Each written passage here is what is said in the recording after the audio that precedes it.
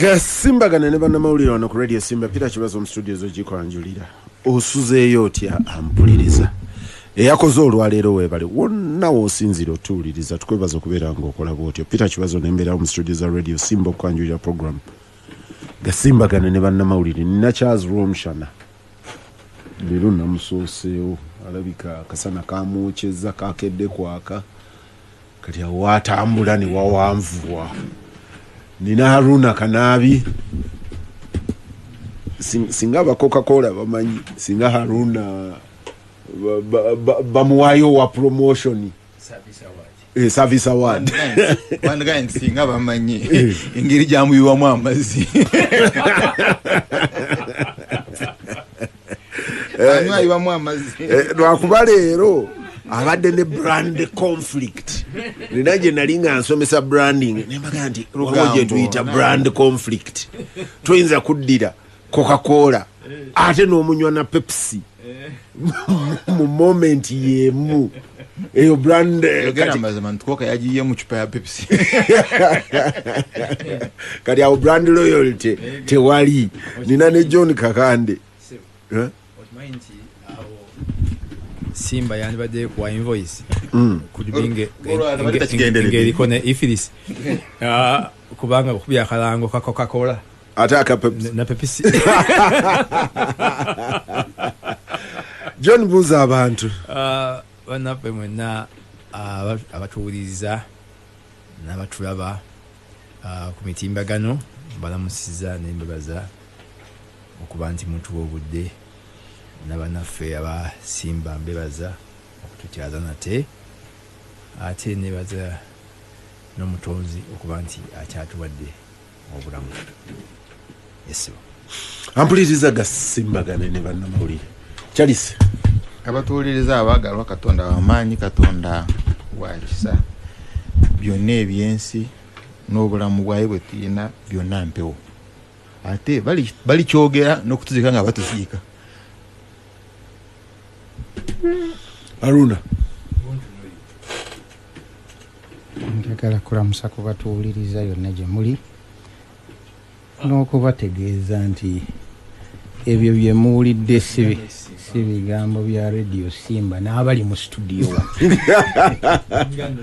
bibadde bya Peter Kibazo kuba bampa obuvunaanyizibwa nina omukubiriza ku lwa Radio Simba ne tubeebaza yonna ne Radio Simba mukulu Kibazo otwongera okugyebaza n'okubeera nti era Kanaabi alinga ataasoma siteeka lya vicarious liability tesigadde mabega nti kati social media abantu gwe nkolako omusango wano Radio Simba ebeera evunaanibwa butereevu naye gwe tusobola okukwegaana kisinziira omukulu kati Mukama Katonda yamuyita Sam Kaleganjuba yawawaabira nasoma manuscript kanyongereko nayo nawasoma manuscript y'ekitabo kye mugana wange Henry ne Nora mwina omusango twagenda okutuuka okuziika nga kye baakuba pages ezimu zaagwa anti kubaako nti edited by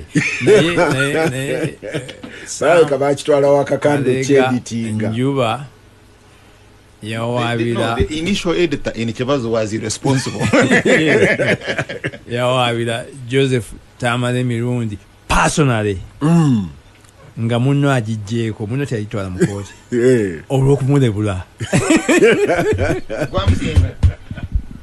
so n'ensonga y'ebitabo nayo si nnyangu kuba nali nsoma ekitabo kya muzeeyi Agase Kalaala ne ndabamu erinnya ly'omuntu gwe mmanyi ngamba waliwo ebintu ebimu bye ndaba story tezaatuuka nagamba wange waliwo editor ataji ng'alina amaanyi mangi gandi ebyo ebimu mu bikole ki editor atelaja asula naggulu ku lusozi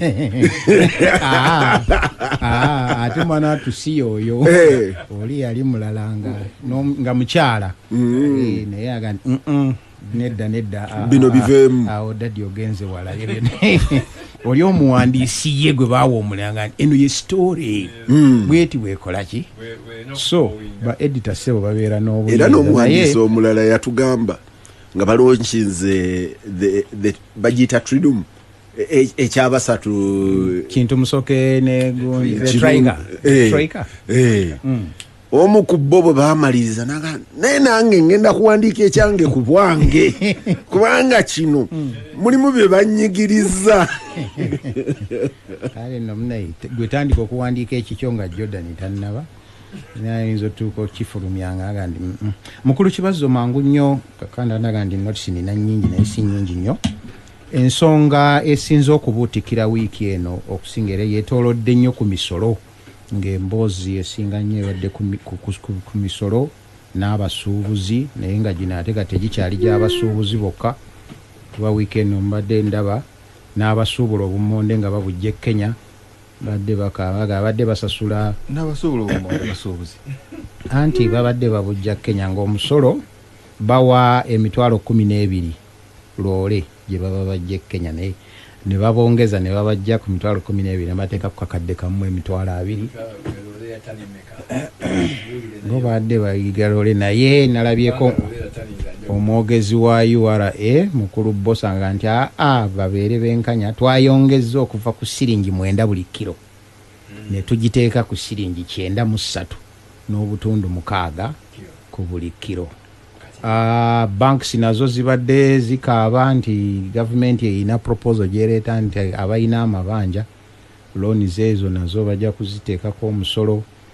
Ab'amakampuni g'amasimu ku mobile money nga nabo bakaayana, bank agency nga nabo babataddeko commission sebo ne banks era nga zikaaya cash withdraw sebo sente zojja mu bank nga nazo bagenda kuziteekako 0.5%.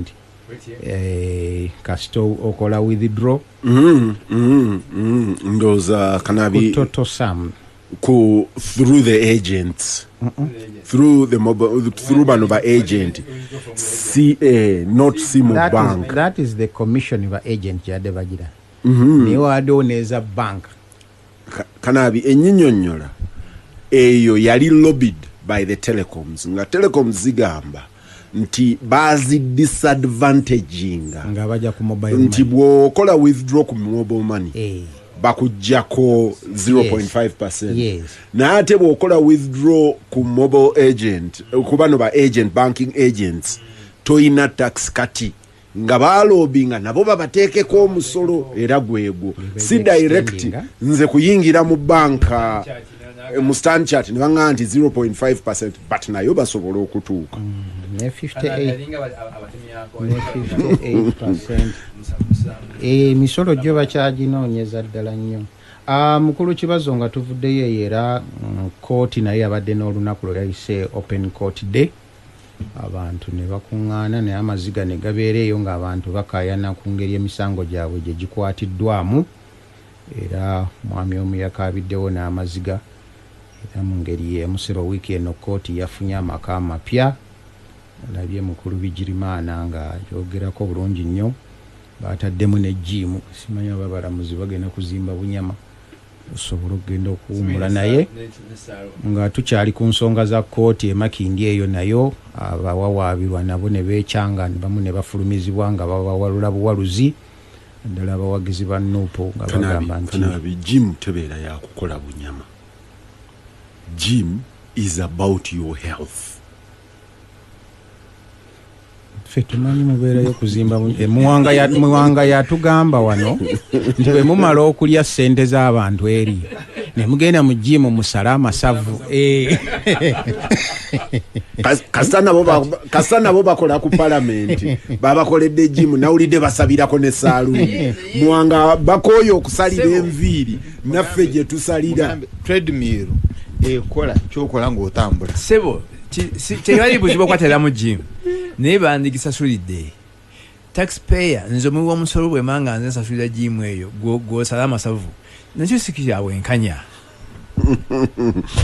kati Kibazo simanyi kyategeezeko akanyama tebakakolera nako mu jimu bakabode bakolera wassebo John olina kyowa miisinze KBC yavaawo gwe kati bino tokyabimanyi olina kyowa miisinze sebo ku ekyo ky'oyogedde mu jimu ku misolo gye baproposinze this week the benefits employer zawa employee in kind singa okole wa madivani ne bakuwa chai ngaaliko sukali oyo gwe bataddemu balina omusasulira VAT nga keke zota nabakwanjula balina omusasulira VAT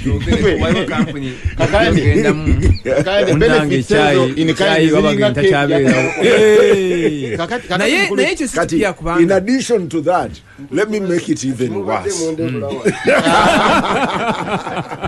bino were not missing you in addition to that kubino we hadn't missed chembade you ndowooza nti already babadde bakikola nti singa kampuni ewa John Kakande emmotoka eka nti eyo benefit nayo tujagalako omusolo naye nze gye mbadde mmanyi already ezo bazikuŋŋaanyako omusolo bwe ali parent enabingo twinteko enabingo nalina omukisa okwogako ne baasa waabwe naŋŋamba omusaba kusalireko no baali nga banziddeko fees twice gabo manyi bino ebintu byokuweza mu bbanka naye naŋŋamba nti omusomesa bamuwa enju omusomesa bamusuza era basuza bangi kati you are calculating nti omusomesa ono mumuwadde ennyumba eri worth $500,000 nowekyo alina okuwa omusolo ogwo over the $500,000 nengamba naye kati nabo bazibu nnyo kati baagala ensi eba etya ekyo John kibadde kati era bwe nakirabye nga bakikaatiriza mukulu kibazo there is the larger issue tulina okugikiriyalinga omulamuzi takkirizibwa kubeera mu public space etubeeramu omulamuzi these judges yes takkirizibwa professionally kubeera naffe mu mahoteri gaffe mu majimu gaffe nabo ate beetaaga kukola exercises so okubateerawo kajimu akaabwe is perfectly in order nzikiriza mukulu Kibazo ngende Kanaabi genda maaso iyo jimu bagite oba ne baloya banaagendayo simanyi ne jimu kugambye nti ne bamwanga babakoledde jimu ku parliament ku kizimbe ekipya era luli nalaba jimu bulijjo gyeri nalaba ani ono bamuyitaani baloya n'abalamuzi bajja kusinkananga mu jimu nalaba maama Mabira ng'agaa nti babongerereko ne saaluuni bakooyo okujja okusalira enviiri naffe gye tusalira jimu gyeri center ya baby care center birambo eriyo n'ebitanda singiranga musitwalayo baby siyingirangayo zatatwalayo bebi mba naye mukulu Kibazo owobumonde yakaya n'eryaga ndi omukyala ayo empya ayonsa ayina okuba ne facility omwana wakolaki oyagala abeere mu parking wakikolere mu parking sebo tuli mu line emwe era ne Jim national what is wrong omanyi Uganda tukola emphasis omutali what is wrong with an institution nga New Vision okuba ne gym and your workers are fit kitole nga zikalubulugulugulaawo ne mukola mu kadoiro naye bw'omala okuba fit n'emisango gy'abantu gisale jangu nga ati kati kiri kirala gye kibadde kikukaana okwanguya emisango kubanga toli fit twanoonya impact ya gym ku process yeri omanyi nabadde ne office ya Solicitor General and for me that was very particular kati nga auditor ya auditing a contract process naga nti contract one time gyotwala to process a contract iyo yabaddeko ne yeewuzaako sina bakozi naye tutuuka ku kirala time of dispatch contracting ewedde ng'omaze ogiyiwako how long does it take you to dispatch a contract kati auditor n'abeera generous yamugamba 1 to 5 days that's very good time nagamba 5 days to 10 days that is a delay mu dispatch 10 days to 30 naga that is a significant delay nagamba above 30 days that is an unreasonable delay netubuza tamuzezo nungi significant chi naga unreasonable delay netumubuza ne dispatch in the modern world okuweereza titumaze okusayininga ewedde genda otandika okukola emirimu naga nti omanyi anatwala ebbaluwa eyo alina okwetegeka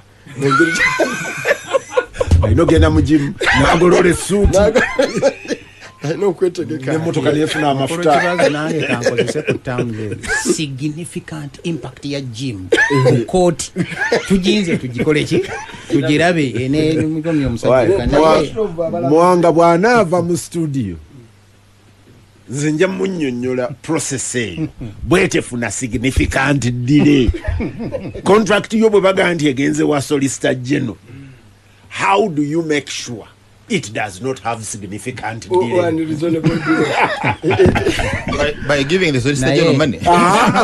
Ebyo bwobimanyi. Okolo Kibazo mangu nnyo nga tumaliriza amawule bwatwa aparkinze ensonga y'amaaso ebadde nayo nkulu nnyo wiiki eno ng'aga nti geeyongedde okusaasaana red eyes era nga batukubiriza naddala amasomero wiiki y'emu sebeera era Kakande kabuze katamu mugobe kuba wiiki eri gye yasembayo okujja nalaba amaaso gamyuse.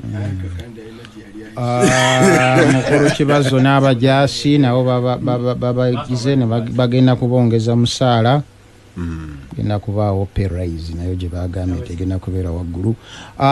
Ensonga y'amakanisa amakereziya mizikiti sebo nayo under the National Religious and Faith Organization Policy 2023 naye baddewo nnyo wiiki eno abaga nti baagala kutandika kugawandiisa si ekyo kyokka gawengayo ne bajeti yaago eri kitongole kino naye kirimu ekirala nze wenyina olutalo mu byonna ze Pentecostal ze bazimba mu residential area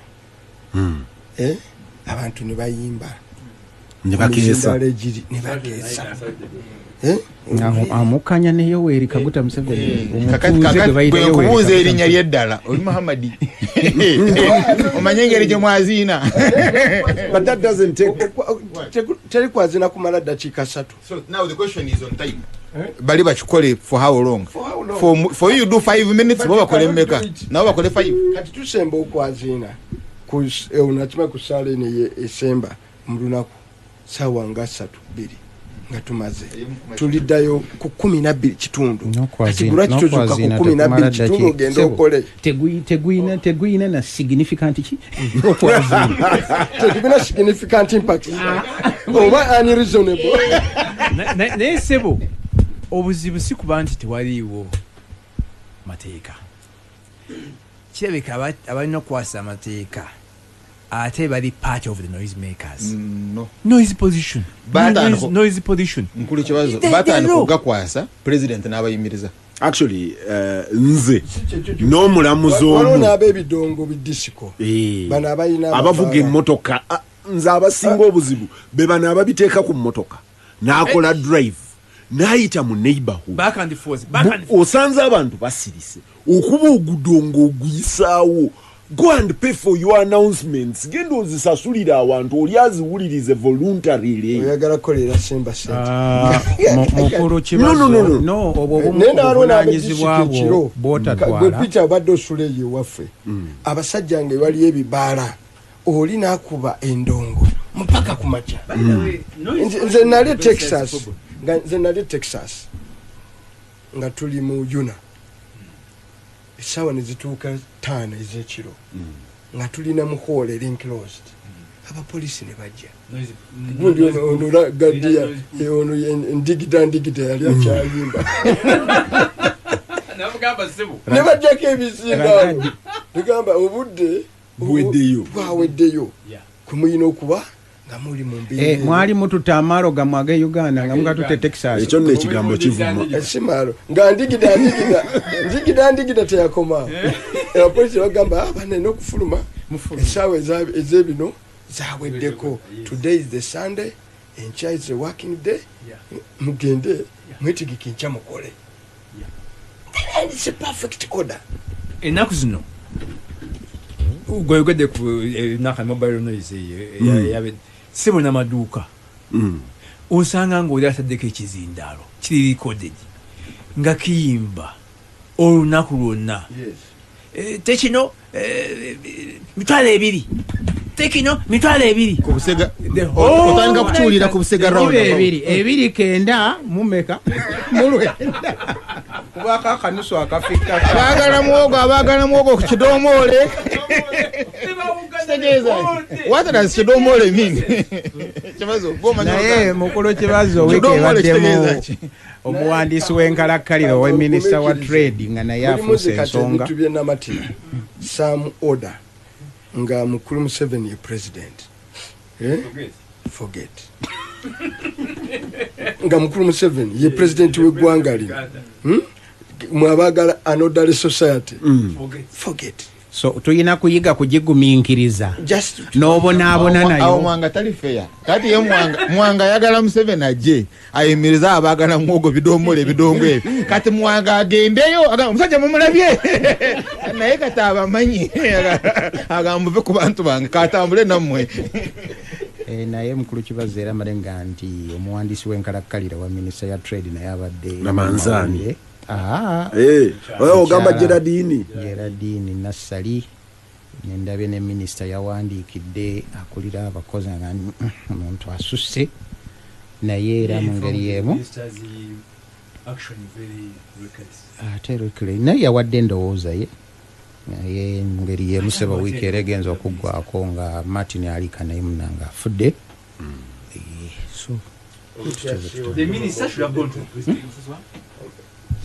kamanda wa Kenya omwogeddeko ngadde ntunooli kuba ebyebweru bwe naabitandika nja kuleetamu Peter byatayagala bibadde mu mawulire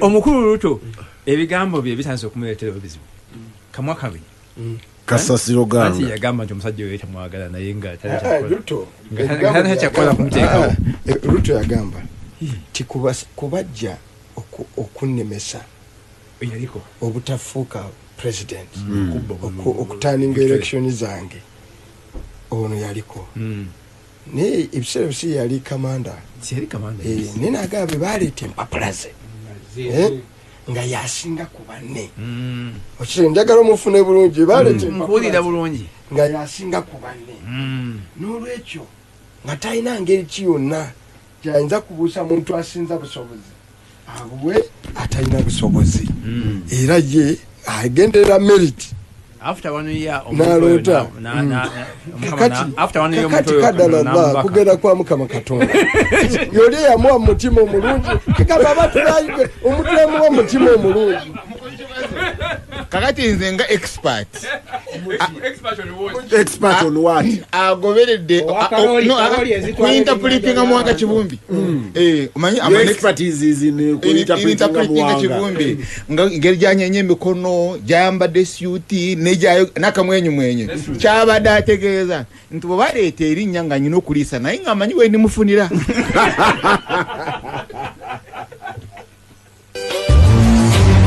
oli makati ga Gasimbagane ne bannamawulire Gasimbagane ne bannamawulire wano ku Radio Simba Peter Kibazo mu studios ejiko anjulira John Kakande Harunah Kanaabi Charles Rwomushana ne Muwanga Kivumbi Muwanga njagala kutereeza muzindaalo guno ombuuze biki gutunule wuwo gwera muzindaalo omanyi onakoja gwera ebbali ebintu nebitebe alikode isiza budget yaabwe sije ngenda tenayita week eno mu kusika omuguwa ku by'omusolo musolo this musolo that systems ezibala omusolo nali wano ne Kanaabi nja kuwa feedback oli yambuza Kanaabi awa musolo ki Kanaabi akolawa naga nti omanyi be elite mutuule eyo ne mweraga ti nebino ebitutuukako ku ifris mumanye nti ffe we will just pass it on to you oli yasungwala nnyo nga Kanaabi aga nti abasuubuzi balwana na transparency nti URA yaleese transparency mu ifris era yali very dismissive of Kanaabi ne Rwomushana, but that's mbozi for another day. Nade ntunuulira parliament namubuuza nti asasula musolo ekyo ekibuuzo kyo bakindekedde Kanaabi asasula musolo abadde abuuza kimulunzi wa nti oyo yabadde abuuza naye ng'alonda nti I don't think alunda nti okay. mumanya asuubula ngatto ku Nabugabo. Bwe nagenza okulaba debate ng'ogijje mu mawulire ne njiraba mu parliament, nasooka kulaba speaker nga speaker agiwadde floor naye n'afuumuula byafuumuula, n'endaba Muhammadi Nsereko kaklipu akatono baakapiikinze ne bakatambuza ku social media. Ne for me wali awabadde omulaka wabadde nti abaaye nti fenga parliament ne executive gana amateeka agali eri agabonyabonya bali tuyina opportunity ekwata mu mateeka ago ne tugayisa ne tugawa the gravitas gye geetaaga nga tutegedde ebyenfuna bwe bitambula. Of course nalabye speaker nga ayogera wano ndowooza oba Kanaabi yali agamba oba Rwomushana nti ate ab'ente tebawa musolo ate ngeri yakuba lwali. Naye awo Muwanga abasuubuzi bano abagende wa Mwami Museveni lwaki tebazingako palamenti? Ne bajja ne babazingako ne babagamba nti mmwe mugenda okufuluma wano nga kino mukikoze, bwe muba temukikola naffe tusigala wano mu kifo ky'okusigala eri emmanga gye bali. Because I was thinking the real problem eri wano ekisooka omusuubuzi bwe naadde nsinkana musuubuzi newankubadde wangatto yava mu bino bya luzungu yagambye nti agamu ku mateeka agasinga okubeera least attended nga parliament etuula ge mateeka lwe bateeta etteeka ly'omusolo. Yangambye nti buli mwaka muleeta etteeka ku by'omusolo n'enfuga yaabyo. Si kituufu. Yangambye nti buli mwaka nti buli lwe baleeta budget netetegeeza nti bw'oba oyagala okukyusa mu regime eriwo you amend, oyinza okuamendinga VAT, income tax, stamp duty n'amala gonna if you intend to amend. Netekitegeeza nti gali amateeka amakadde gavaawo yeche yabagamba kati abantu abalowooza obligation abantu balowooza buli lwoleeta budget buli mwaka tukola amateeka amapya. No, amateeka gabaawo ne you do an amendment okukyusaamu ku lyoba oyagadde naye amalala gasigalawo.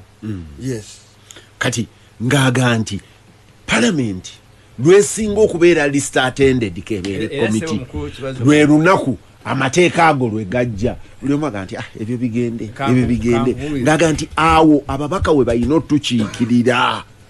Boba reporter covering a parliament emu ku buzibu mu parliament covering a parliament ku reporting ku taxation kubanga engeri bazireetamu oyinza okuvaamu nga totegedde ddala kibakoze naddala nga toconsultinze the experts naga nti kino kitegeeza nti bagamba kwongera wano kubanga engeri baleetamu amendment ezo bogera this section is amended by adding this section is amended by this. Kakati oba olina okusoma amateeka malala mangi agabaddewo previously compendium of the tax law otegeere kino kitegeeza ki. No yabadde akubuuya obuwulire awo singa abadde mu parliament yennyini ayina okuvaayo ng'ali brand naye yandifulumye yagamba nti naye ekizibu tikakati bano kwolwo tebabaayo nti obeerayo na 5-6. First of all, that is not true.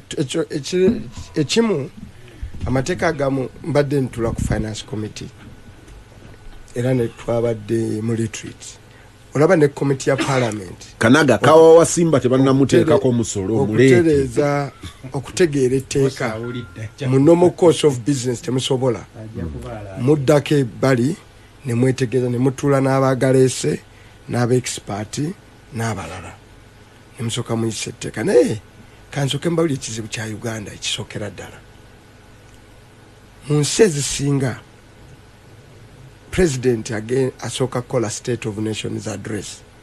Bino betwakyusa budget cycle tetwabikyusa bino betwakola the new public finance management act okuva mu budget act. Juka budget act president ya addressing eggwanga ne basoma budget parliament netandika okugikubaganyako ebirowoozo. Kati bebyakyuka president agenda okwogera eri eggwanga nga budget yaggwa dda parliament ogikola. Kati tusoka tufuna kye bayita budget framework paper. Budget framework paper ye government mwerambululira engeri egenda okukwata mu budget yayo, naye ebiseera ebisinga era tereeterako mateeka. Twadde tukyadressinga at that time tereeta mateeka ga misolo egamba bugaye tusuubira busuubizi tujja kufuna ssente bwe ziti tujja zisansanya bwe tuti teekubuulire nezijjawa at that stage. Kati nga bitutuuka mwezi ogwokusatu n'ogwokuna neereeta ministry of police statement awo weereetera gyene gyamaki amateeka. Katuddayo ku kisookera ddala nti ekisookera ddala ekyandisoose ye president mu mwezi ng'ogwokubiri n'atuwa state of nations address. State of nations address ennyonnyola va ku bino byemugikubiramu olwali ewala teka ligamba nti unflinchingly with utmost honesty nnyonnyola bannansi eggwanga lyabwe liyimiridde litya. Because after that state of nation address ng'ogenda basaba bakuwo obusobozi obw'eŋŋanga okusoomoozebwa okwo. Naye ebyo ebigambo gwe babigamba mu tteeka ye bw'omutunulamu abeera atya? No. Kati atize kubulya amanyi okujja n'ayogera ku issues nti Muwanga Kivumbi awe the general of the original NRI obusobozi. Apparently Honesto kataddeko ki? unflinchingly utmost awatali kubuzabuza watali kubuzabuza nakutanya bigambo nnyonnyola eggwanga mu bwesimbu bwe liyimiridde. Obagaa nti kakati eggwanga bwe tuyimiridde n'okwesoomoozebwa kwe twolekedde bwe kuti. Mu Luganda bakuyita kuwoza lutabaalo. Owoza olutabaalo mu bwesimbu bagamba wesimbe bwa Nantogo wesimbe bwa Nantogo n'obwesimbu obw'ekitalo nga toyina kusaasira without fear or favor of any contradiction. Onnyonnyole eggwanga we liyimiridde state of nation. Oluvannyuma osooka obasabe nti okweŋŋanga bino sacrifice tuteekwa kukola bino wammanga. Kati ekitamanyibwa Bannayuganda kati ekitawaanya both police implementers naffe eno abasasuzi b'emisolo kitetumanyi tetulina explanation ku state of nation tenabaweebwa because nze atunula ennyo both mu bitabo bya government ne budget okitegedde n'emisolo kino eggwanga lyatuuse ku level terisobola kweyimirizaawo, terisobola na kusasula misaala. Kanti eggwanga lyatuuse ku level anti kati yakugamba gwe tunuulira ku kyo weetisse omanye nti ebizibu ebiriwo nteetaaga kugamba waliwo ebizibu akikutadde ku ntika is the biggest crisis gye tulina nti eggwanga lyatuuse. Ono bali Rwomushana bakola budget yagamba mukole eri statutary ya judiciary ne parliament nebirala ebyo tetubidiscussinga nako mu lwatu netugenda kwene yaba mwana yinche yaffe nekola enguudo. Kati twatuuse ku level nga kyebayita ono kyebayita recurrent budget eddukanya eggwanga etagenda kukola mirimu egulira omukulu president emotoka ne convoy etagenda kukola gundi nga bw'okuŋŋaanya emisolo gyaffe gyonna egy'eggwanga gye tukuŋŋaanya olwaleero tosobola kukola ki sente ntono okusinza ze mwetaaga okuddukanya. Kanga bw'onoobeere wakamba nnyonnyole kisente ze wetaaga okusasula fees okugula omunnyo okusasula amazzi ogenda mu ddwaliro n'omusaala gw'ofuna nga tegukyakumala okugula nga teguliko kuzimba fensi actually ebyokusoma binza n'okuba development naye nga tuli ku byokulya kukola ki n'otuuka ewaka ng'ezo tezikyamala kati kyekiziriwo tu gavumenti eno eya President Yoweri Museveni omwaka ogwaggwa $5 kuzeyina okusasula Bank of Uganda abantu bamanyi what the state is. Bank of Uganda bana babanja Uganda betulina okusasula interest ne interest premium ne betusasula n'endala nabana ababanja zino za treasury operations kaina kuzino mabobala zino abeola government ne mugana ne mugula bill bond yo government be kuba charge eri ku consolidated fund be machualinga Bank of Uganda sasulira government automatic yes kati government oluvanyuma n'eryembasinga government yalemeddwa omwaka ogwaggwa okuddiza sente Bank of Uganda zeziteereddewo to a tune of 5 trillion balize baba 4.7 something Bank of Uganda zeyateereddewo nega nti zino sasule kyovula kati IMF negamba nti babosi nga temunagenda kukola birala byonna mu budget yammwe mutekeemu sente zemuddiza Bank of Uganda kubanga nalako ku discussion emu ku WhatsApp group ngoli agamba nti mabahadde sente zamwe mu bondi mwegendereze kubanga time ejja kutuuka wawo disclaimer bw'oba oteekayo mwekyo government eyinako disclaimer motion mbadde nsaba Muwanga Kivumbi mu retiring kasito yogera nti IMF International Monetary Fund yalagidde mukulu Museveni nti nga tunakubaako kyokola kyonna owulidde nti empulidde soko kwate sente zidize Bank of Uganda kati buulira Uganda bamanye waliwo omulala atufuga ali Washington mu America nga tunabaako kyokola kyonna 5 trillion take out of sentences oyina okuzidiza Bank of Uganda wase ekyo ojja kuggalayo dde wamwe waliwo atufuga kakati eyo nebeera crisis emu netugenda ku kibayita debt rollover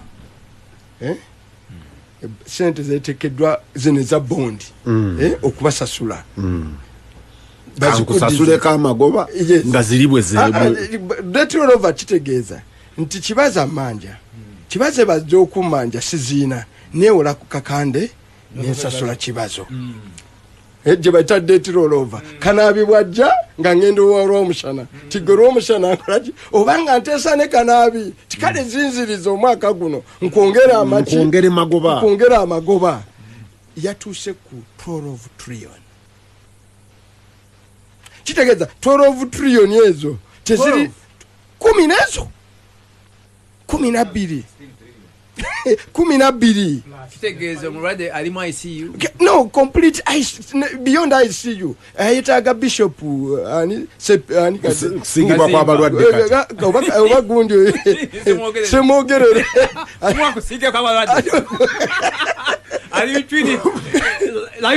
life and death era we tugenda mu maaso kati mu mbeera eyo tu waba ntesuubi nti gwe basiiga omulwadde gwe basiiga sikufa lwakuba basingira be basiiga tebadda kakati don't compare omulwadde wamwe omulwadde waffe wekereza ono Muwanga gwa nyinyonyolako Uganda malayika limautu yatandise omukoonakoonaku amugamba gwe oliridawa nkulamuza essaawa yonna kakati naline go no Ramadan go PSS mwenna muli bebutambala kachi fe tutegere ebyensimbi mwe mubikubye ekigo nedda sebo twasanga byagwadda si Uganda yagala kujjawo mwade mutesa kuyananga ebyo birala nawe ebyo birala tulibyogerako nga tuli eyo wishes are wishes kakati tugende maaso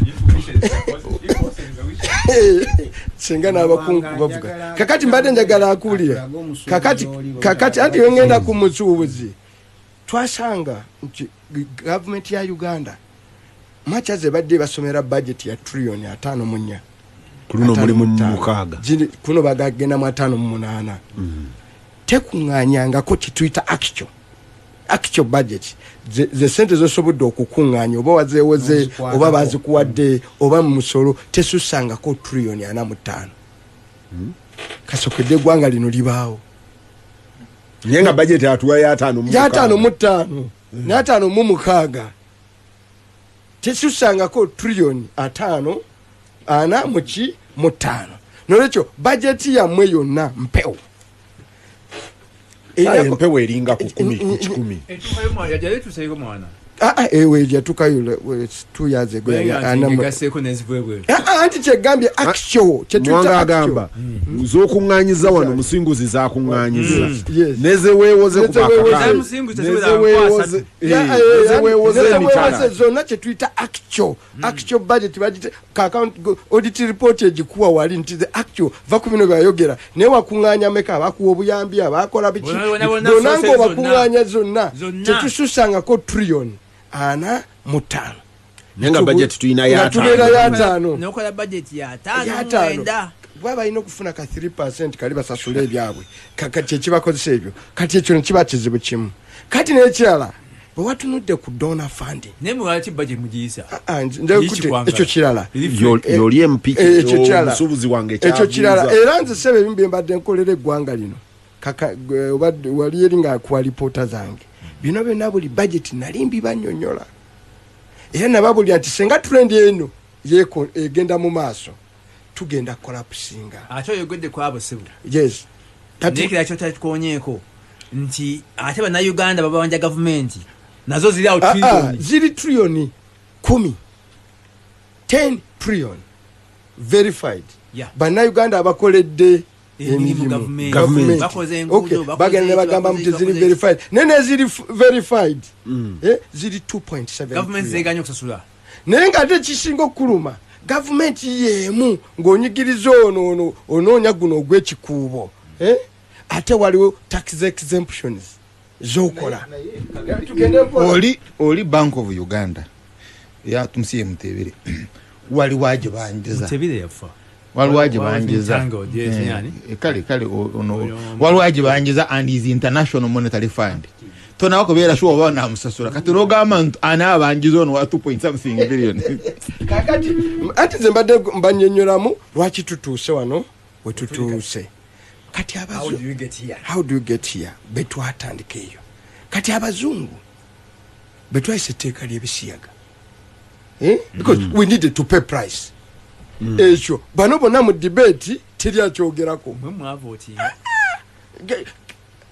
mbadde very consistent ku nsonga eyo oba twakola strategic decision sagala gigendako oba strategic blunder but for another day oba kyekyali ekizibu kya Uganda at that current time naye bano intelligence zino ez'Abafirika zimala nnyo obudde nga zirondoola byabufuzi ekimu ku honest duty of intelligence kwe kusingana president ku makya ne bamubuulira amazima ne bemba byanfuna but these guys don't they don't nga bawadde audience they do kumusebeni twambuliranga amazima ate sebo yamubulira amazima olirida kumusinga ku makya bwabanga omukulembeze oyo ku makya bayebase kati banamuwadde brief that's also not true sigamenti spend 3 days naye bwabanga oliye paka sawa 5 bamukaga kakati betwayisiza amateeka gano getwayisiza ne mu mbeera mwe tuli tutegeeza gavumenti okubaawo existence muwanga wali obadde nti bwe twayisa etteeka mbadde gamba esente zaffe ne bazikwatamu zirekerawo okujja kakati bali bagamba kakati oyino zijja mu kikuubo njagala kumanya kugambye actual ziriana mu mmeka tezisusikanga kana mutano nga mwe muli ne bali nabo bibadde ne badona bonanga mwe bali kati mmeka ezikunyuseeko ze tusoobera nyingi kwa waliwo kati waliwo neziri direct ezitali direct kyova mulina ba refugee banji so kati nana mutantu gena kukawansi muyinza okukawansi kati tubadde ne NGOs ne bani abafuna sente direct ne government agencies ezifuna direct in the whole debate a honest talk eteekeddwa Agamba nti kangendeko n'abapasita nfune ssente. eteekeddwa kuweebwa pulezidenti w'eggwanga n'abaga nti bannange ku bino byonna bye tukoze n'okusoomoozebwa kulina gano ge mazima twesibe oluki olukoba kimyu ekyo pulezidenti ekifaananyi kyawa nti mbatwala mu middle income status tetwazeemu okutuukayo ate ne middle income status gyayogerako naye eyongera kukendeeza nsimbi ziva bweru kakati ekyokusatu kati n'ekyokusatu ekiriwo so sente gavumenti erina okuzifuna kati as a matter of existence because it has Survival. it is an existential threat kati ate omanyi kasita ensonga etuuka mu existential irani ne bwakuba misaire nyinza okubulira abasuubuzi nti ati isinaabwe security matter okusasula omusolo ku bannayuganda mu mbeera wano we batutuusizza isinaabwe security matter tekikyali just economic matter because government erina okubaawo otherwise bwe mutasasula egenze kati Muwanga just hold there. Yes. Omanyi Muwanga bw'omala otulengeza ng'olina trajectory ey'emyaka 3 bwe tubadde tuperforminga palamenti nga muvudde mu budget eriwo ey'okuyisa bagenda kubawa bagambe nti wano nti tumaze nti ministry ya finance ebawa endoota yaayo okumala emyaka 3 isn't it? yegirako Medium term expenditure framework musobola omugamba nti kino kikutagaddeko n'emyaka 3 olw'okuba obadde bwoti ne covid yatukuba lwaki eyo yo temugikwatamu wano ne mugamba nti eno MTF bwefaanana okusinziira bwe tuzze tubebbera emyaka 3 giteme ekiwandiiko ekyo kyobala bulusi eno gye tubeera tetufuna credit bantu gye batuwa ku ripoota emu gye nafuna omu n'agiddusa n'agitwala enamunkekeera enamunkekeera president najja mu budget ya covid nti yazudde tulina trillion 5 twali tutaddewo suggestion eyali very product nti one ekirungi revenue yaffe ebadde erinnya okumala emyaka gyonna buli mwaka tulinye kitegeeza economy yaffe ekula netweka nti nedda eno solution nyangu tukapinga expenditure wetuli sina kusalako tutambulire wano tetusukka wano ngabe tubadde tukola ki tutambula tugikapingire wano okumala emyaka egyo 3 extra revenue egende knocking down eno debt rollover otegede and wetaaga emyaka 4 gyokka bw'oba okapinze expenditure ne increase ya revenue yaffe ago kubanga ogagyewo ofunamu ki sente ziri zibaawo ne trillion 5 zosasula ku mabanja zisalikako by 3 tegeeza ofuna net ya trillion nga 6 ekyo bakiwuliriza kyovula bagobe mu ngeri y'ebyobufuzi n'agamba nti mwe bana yakita ba police maker and I agree with him yagamba nti bemba mwagala okumanya budget entuufu mwe mutunulire yaffe gye tuleeta ati BFP budget framework paper ffe tuleeta BFP ku budget framework paper tubaleetera budget entuufu ne tubagamba bino na bino bye bijja okusoboka mwe ba police ne tubagamba bino mubijjeemu ne bino mwe ba police maker ne mujinflatinga ne mugitwala mu 5 msajja wange mutuufu ne mugitwala mu 5 msajja wange mutuufu ekyo kyamuleetera apology nga alina okweto of course alina mu byagala ebirala kakati ekyo kyali kituufu n'olwekyo omusuubuzi wa bulijjo ono owa bulijjo one nti we twatuuse balina okumanya gavumenti egenda okunoonya sente mu buli ngeri yonna kubanga erina okubaawo n'ekyokubiri Kanaabi kyeyayogerako nakyo kankyogereko era nabaddeko n'abasuubuzi naye muga lwaki saagala kujja mu meeting eno saagala babulira nammwe mazima kuba nammwe mujja kuvaawo nga munkyaye naye nti n'obuzibu obuli mu Uganda nti all of us tuli babbi ba misolo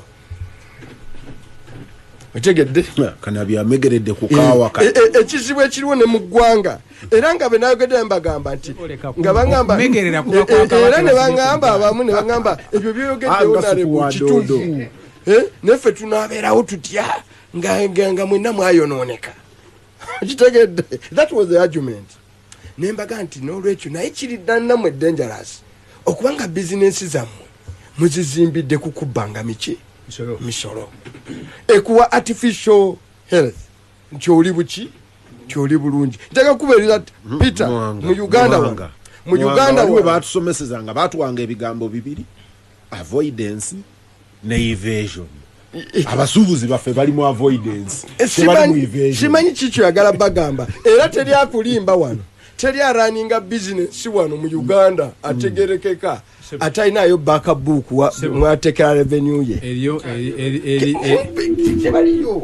eriyo wedduuka tebaliyo kati olaga nti bali mu avoidance abali mu evasion eriyo wedduuka yandaganaga nti ensawo ojaba nti nkiraba ngeri pakti bulungi sukaali baba sukaali nagisala nga munda mulimu ensawo endala ey'omuceere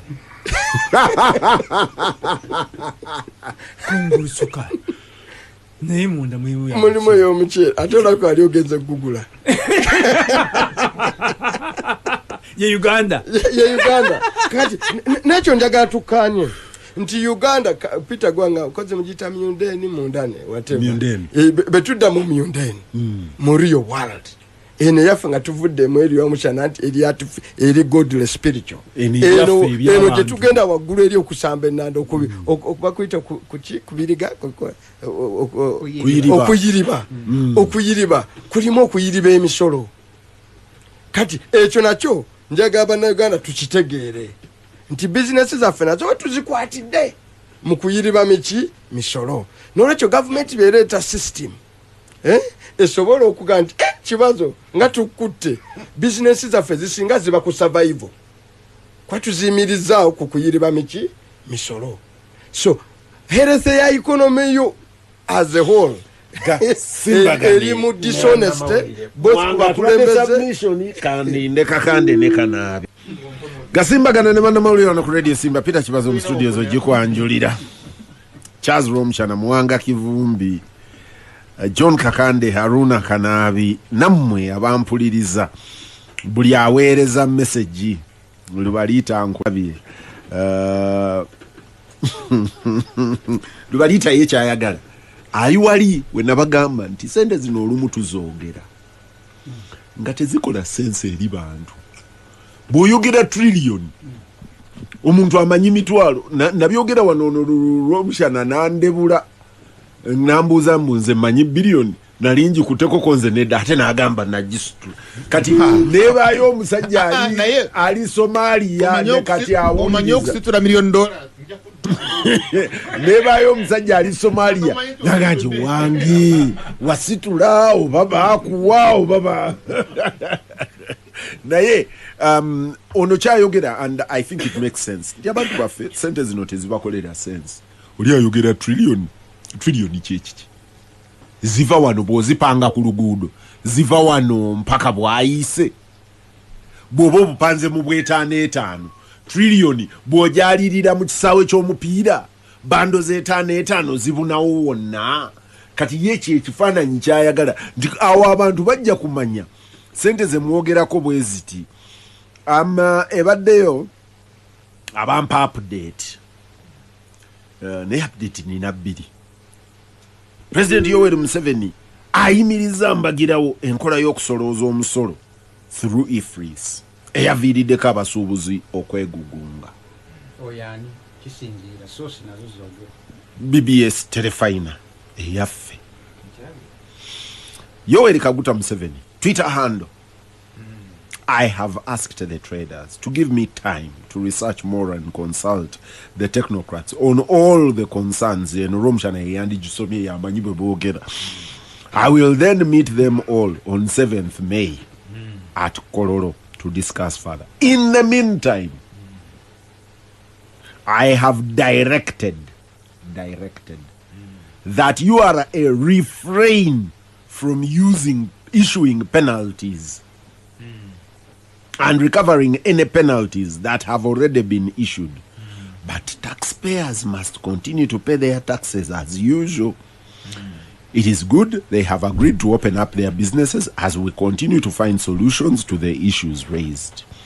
Kati awo Yohana gwali omukunganya mu ntaputayo Ifris yagitaddeko poozi oba yagenze mu maaso penalty temuzikwatako wabala yagambye kyagamba nti ebibonerezo byebadde URA eteekawo oba okuba nti omuntu takozesezza Ifris ebyo egira ebiyimiriza okutuukanga mu meeting bakoyaba babadde balina okusasula engassi nga naye nga Ifris ekwaki nti era abawobi b'omusolo bagende maaso n'okuwa omusolo nga bwe babadde kyekitegeeza naye ndowooza nkulu Kibazo nsonyiwa Kakande okuyingirira kyandibadde kirungi kuba olukuŋŋaana luno oluvaamu ebyo byonna BBS aripotinga president otusomedde Twitter handle ye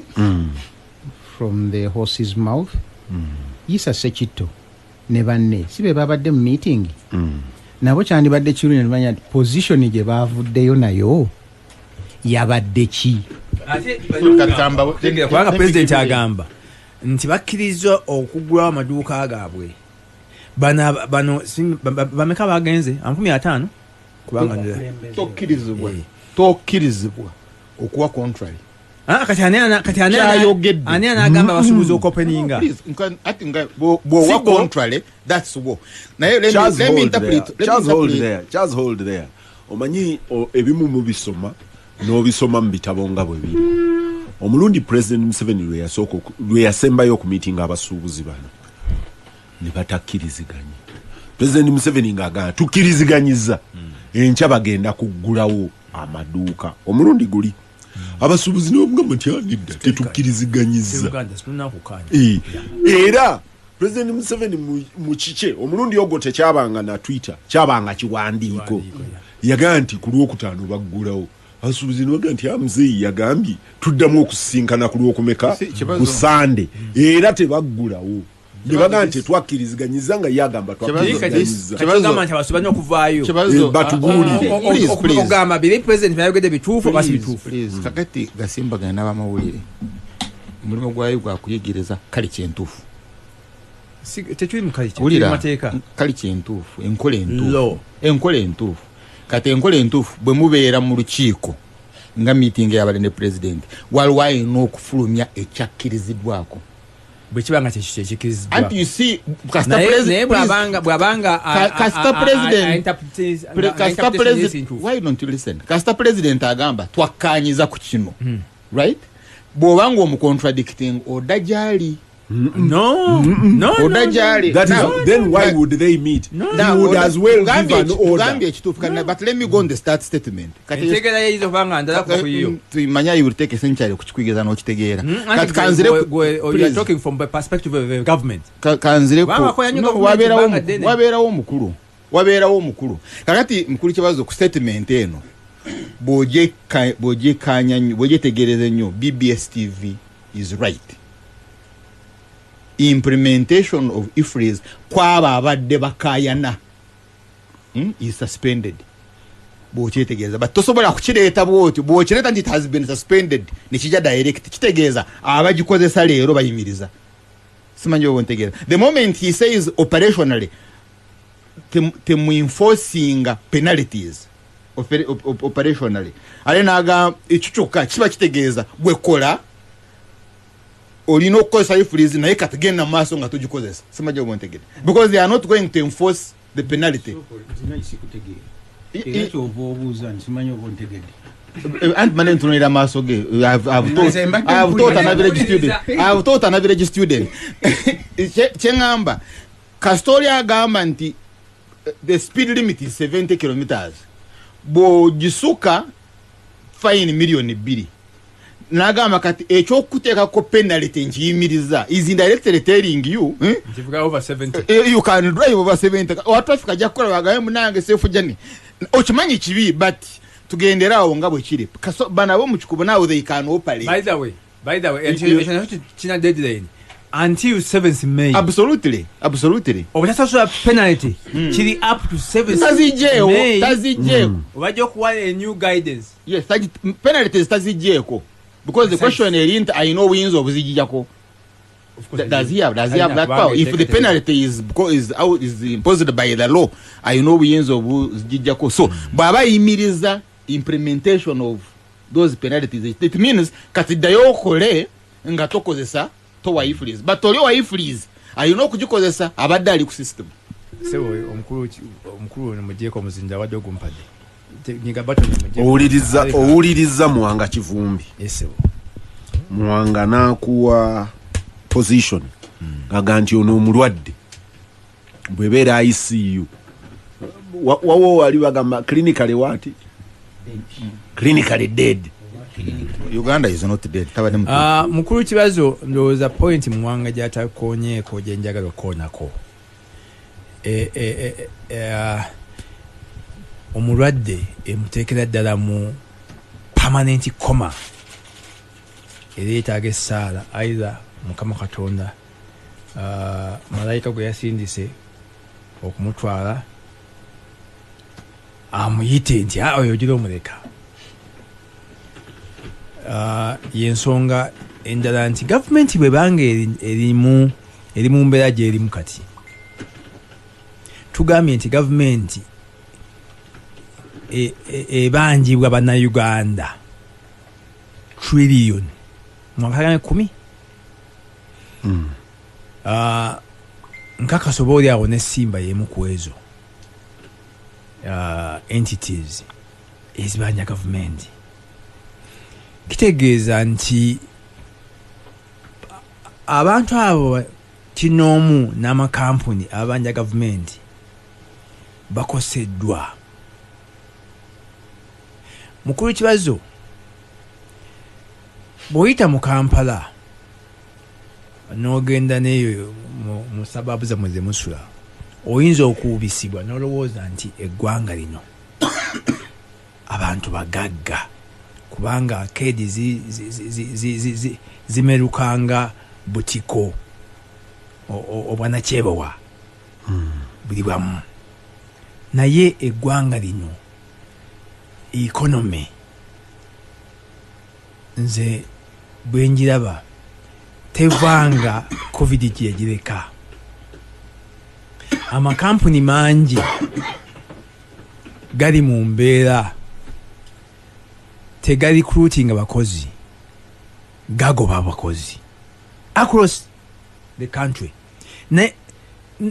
N'amakampuni golowooza nti gakola profit nga banks, telecom n'ebirala gagoba bugobi. Bw'olaba bakozi advert mu mawulire nti baagala omukozi si mupya bali pressing either afudde oba retiring oba agenze, tebongerako nti luli MTN tagamba nti luli twale n'abakozi omwaka ogwedde twale n'abakozi 10 katugenda ku expanding twagala abakozi 2. Nedda bwe baba bali n'abakozi 10 omwaka oguwedde kati basazeeko bali mu 8. Ne government yennyini gwanowooza nti is expanding ejja ku recruiting tekikola. Nalabyeko kati nga bagamba nti okay bakkiriza basawo ba recruiting eyo. Kitegeeza nti economy eri heavily stressed. Bodda okirabirawa eyo gye tubeera mu communities, mu local communities, amayumba agapangisibwa nga gamaduuka. Almost every 2 months there is a change of tenant.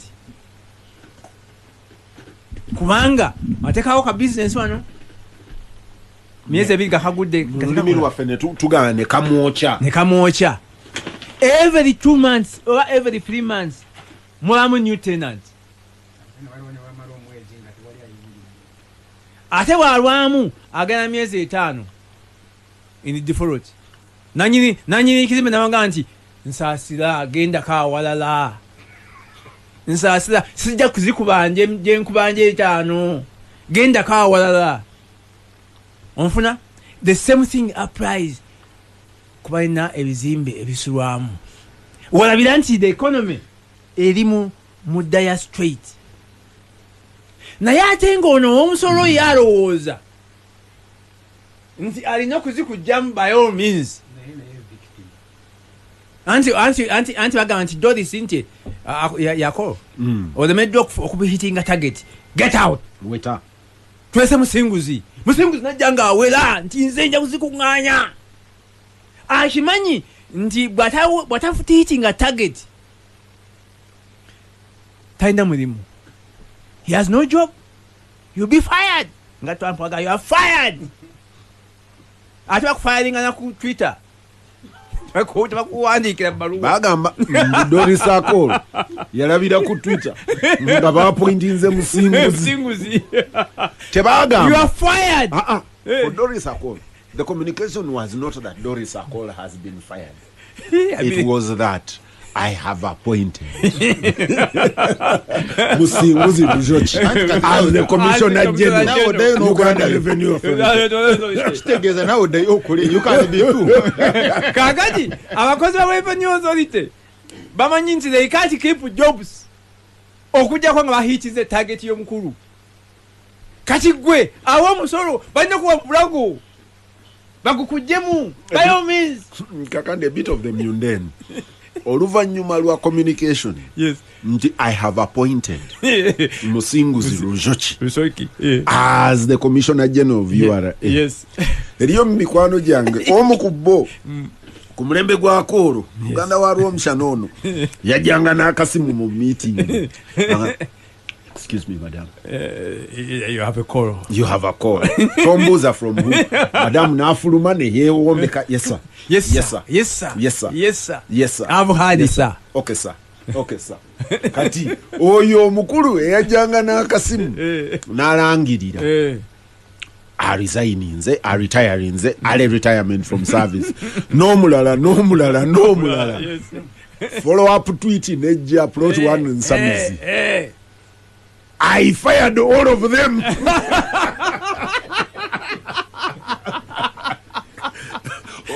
Plot one in Samizi teyakiriza basajja kugamba Ndibagenze on bafunye ale retirement. Yani bagobye.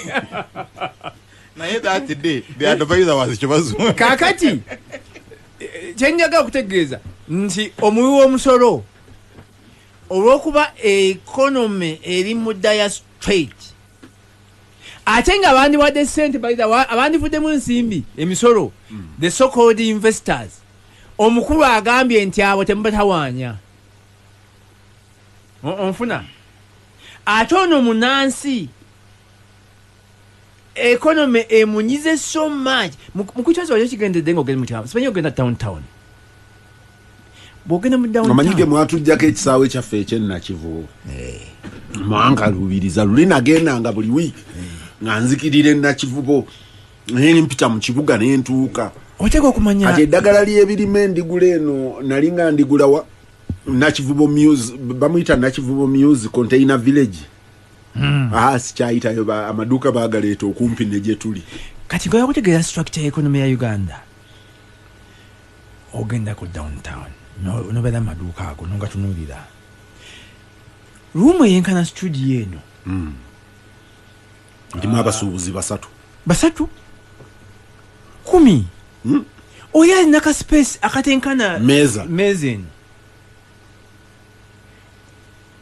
Wabaawo apangiza rumu yonna. Naye nga tasobola kuddukanya rumu eyo yonna talina stock ejjuzaawo.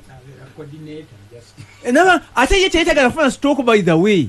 Ayinza okubeera eka gwe nakupimira half a meter naga nti ako kakuwaddeko ontasobola emitwalo 4 oba emitwalo 5 bwatyo agenda okuŋŋaanya nga oli landlord bwamusabira emiliyoni 3 nga yajjamu 4 n'afisaako miliyoni 1 endala n'aziwa landlord onfuna naye nga kitegeeza ki nti abantu abo those are small time traders bwe muba squeezinga anytime batipinga nabakapusinga yensonga lwaki issue eri very painful kyova nti abantu basazeewonaga nti tetujja oli agamba mukulu president watusaba mu covid tubereka naye kakati tukwegayirira tuleke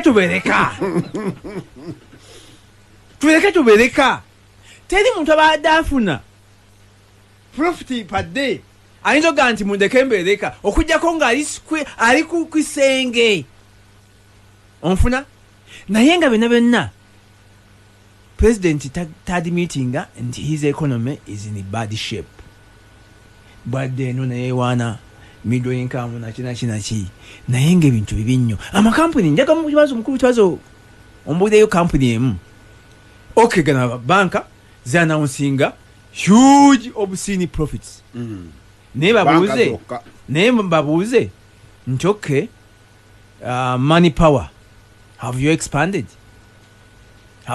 the branches eriyo banka zemmanyi bwova bwe wa Kampala tolabayo branch wadde ATM bwotaba Kampala you are completely off bawaga nti sitojja genda bale tojja genda wa bali naye profit bafuna kitegeeza nti they are operating in an awkward economy kati ebimu ku bizibu byetulina okureflectinga nekirala mukulu Kibazo kyembuuza Nigeria bwegamba nti VAT 18% tuditamininga tutya appropriate VAT rate. IMF John hold there ekyo kyenadde ngamba Muwanga wano eyo VAT rate bagireetera parliament ne Muhammad kye yabadde agamba mu parliament nsereko nti bino babireetera parliament.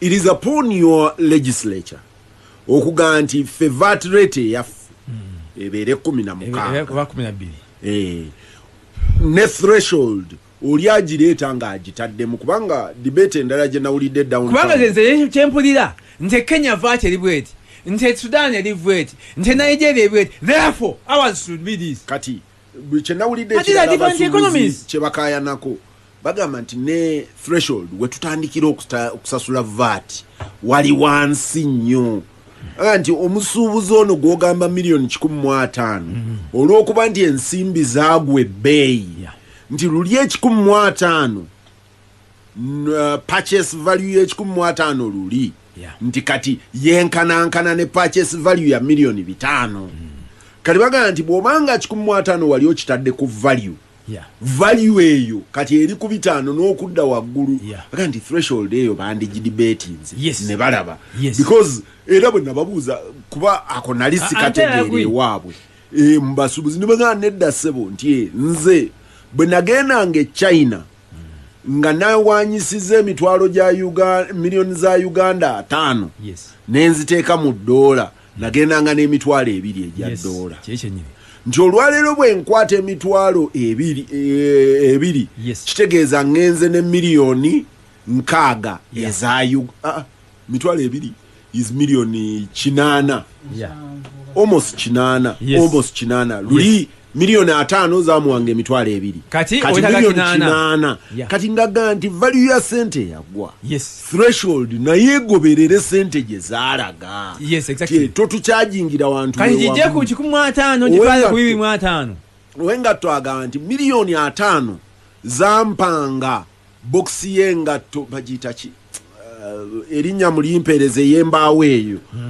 bayina bwe bakasiba nti bampanga million 5 zampanga obubox obwo buna nti olwaleero bwe nkwata million 5 ndeeta obubox obwo 2 nti kakati lwaki threshold ogireka wali omanyi tugenze netu abantu baffe betutwala nti ba expert president bayogerako nja kukosatinga government is experts tax experts but tunuulira nagamba nti Sweden nankani tax collection eri 40% nafe wano fatukyali nnyo wansi nnyo naye economy gyoyogerako ne service yoyogerako Sweden zifaananagana ne Uganda. But John, of course the other thing is euro nkulaba Mwami Museveni oba oli awo mbasuubuzi takyayinamu n'abantu bamukaliramu bamugamba mazima. Jo nalabye interview nkadde bagikola ku mwami Martin Alika. Na Martin Alike bamubuuza naye gwe oli advisor wa president omulaba naga nti bwe mba mwetaaga mulaba ti kati mu ngeri y'okubalaata Alike ng'aga nti president alina ba ministers mu cabinet abatamulabangako singly face to face, one on one. Nti Rwomushana ne Kibazo babiri nti bamulabira mu crowd. Nti abo gye bali nti eriyo ba advisor ba pointing okutuusa tamu yabo okuggwako nga tebamulabye kati ne bamubuuza nti gwe omulaba naga nti kubanga he respects me, he knows that when I come there is an issue why I have come. Kati mbadde ngenda kugereza ku mugenzi mulwana. Another factor eya Alike Sebo. Sikubanga yali nti I'm respecting as an expert. Nedda chotamanyi nti nina very good information nti oyo omukulu gwoyogerako Martin Alike, he was effectively the agent of Agakani in Uganda. Iranga was transaction between the two principals. Yeah, you get a nodi. That's how we was meeting maybe him. But mbade nkugamba omugenzi mulwana bano ba technocrats bo badoyogerako mu meeting ye munga bakayana. I don't remember which particular musolo. Ngayoga negunda ani? Ne told of Kivumbi Mutebire ne Kasami. Yes. Nga bakube meza. Yes. Yabuza Mutebire edduuka lye eryebibiriti yaliteekawa. Yabuza Mutebire gwe edduuka lye eryebibiriti waliteekawa. Watandikirawa. N'ababuuza bano gwe wali osuubuddeko yadde peni ya bayiro. Gwe wali naga nti kati muwulirize. Amagezi gayo gali mabitabu. Ababaddeyo ne batuukayo ne babikola. Era nyakutegeka. Unfortunately maybe mu lukuŋŋaana lw'abasuubuzi bano. One is we have divided the basuubuzi. Abasuubuzi abanene abandi badde n'eddoboozi eryogera mwami Museveni n'asitula amaaso ku kikopo ky'obuugi. Bafuna a lot of favors from government. Bwe bamala okufuna favors nyingi kati ogenda okutuuka tosobola kutuula mu meeting na Madivani. No. The waivers Madivani has do not allow Madivani kutuula na Isa Sekitto. Yes. Ogenda okugamba abakwagalana abaali ba traders nti abange mujje nga kwagalana mulimu ba hoteliers. Waivers ze bayina agandi why tontwala na babugaali. Kakati Bagare takyasobola kwogerera basuubula magaali ate sebo kubanga Bagare yalinnya kati tulina okufunayo omugigi omupya and that is why I like this terinya bulinyi ne political clout gyalina nti 2026 bwatuuka bajja ne beekolamu omulimu ne bakwata ekiteretebbu ne bamugamba sebo twaga kusinkana otwabiranga ddala chicho kakati abo tebagendera mu bano kubanga baba n'ekibanyiga boogera naye kwayatire ne bafuna ekyabwe kati problem. So until the economy presses down on Bagare Sudi owa sukali ow'enkoko owa sabuni nono omusuubuzi fenna netutuusa mu mbeera eyo then we will have a reaction for the smaller people. Tujja kuba squeezed ng'emmotoka eno gyebali kulanga Gasimbagane ne bannamawulire. Awo wennyini wenjagala okutandikira nti the small people kuba abasuubuzi si be basoose. Abasomesa wali mwaka ki 2020 bamalawo ebbanga nga bamagana abasomesa beekalakasiza simayi bwereere wiki bagende basomesa abaana baffe. Naye agamba nti n'abasuubuzi bagambako mwete mutawanya ffe tukola business bebaisije mutawanya nangali mugende eri jja kwakubembo eyo ne tuvaayo mbiyagane nti bayimiriranga ku bizimbe ne babalaba ne babakwata mu video mwe muzanya filimu musumbu ebyobusuubuzi byaffe tujja ne tutuuka ku basomesa nabo aga nti mwaba artisi tubalese ebbali abasayansi katubawe naye ate ne zituuka ku sayansi aga nti abamu bafunye abalala tebakoze eki tebafunye ne tujja eno ewaffe mu mawulire mukulu Kibazo wakuba nti mawulire teriyo nnyo kwekalakaasa naye bw'otunuulira ssebo newsroom ezisinga abantu bazidduse n'amawulire ne gakola ki biga companies etumanyi ziwandibadde oga nti zikola bulungi abantu tebafuna mawulire zisikira ki sirowooza nti Uganda ekyafuna amawulire ddala nga bwe gandibadde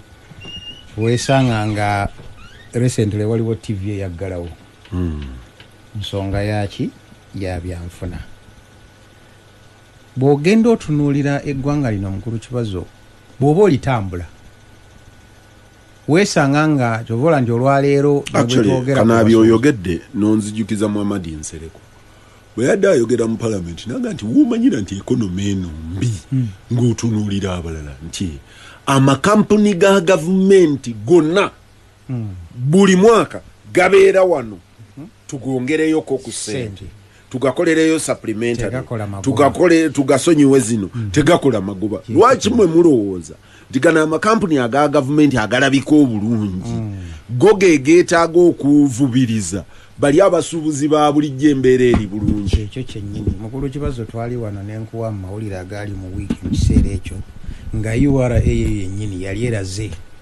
amakampuni agaali gawa omusolo waggulu w'obukadde 10 nga gasse oba gava ku 5 nigatuuka ku makampuni 3 bw'otambula eggwanga mukulu Kibazo nalabye threshold kati kampuni tulina ndowooza 74 eziwa omusolo gwa Uganda ebitundu 80 mu something edda New Vision yatuwanga omukisa naye simanyi lwaki bwe yamala n'ebisirikira ng'etuwa the biggest taxpayers 100 taxpayers ne New Vision si yasirika yula eyagamba mbu bayiwabira mbu koti negamba nti kiri illegal okudisclosinga confidential information is about taxpayer.